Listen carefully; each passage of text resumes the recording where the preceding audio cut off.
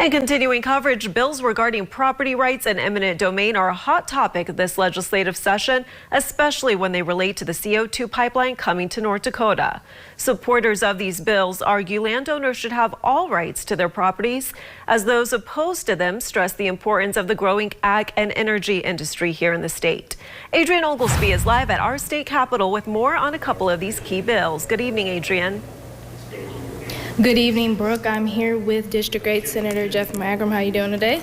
Not so good. We took a beating today in the Senate chamber. Yeah, I saw 228, Senate Bill 228 and 2317 were the hot topics. Can you tell me a little bit about those? Yeah, 2228 is about pore space amalgamation, and what they're doing there is if they get 60% of the landowners to sign up to a disposal site, the other 40% automatically have to go into the project.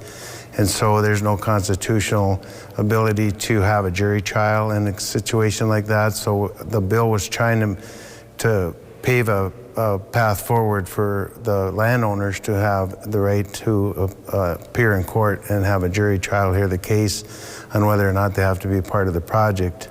And I know whenever you were out on the floor, you mentioned that henceforth, since the bills did not pass today, that there might be a lot of lawsuits seen in the state. So what do you think about that? Well, previously on the pore space bill a couple sessions ago that passed, there was ended up being a lawsuit to prove that the bill was unconstitutional, and so these are an extension of that.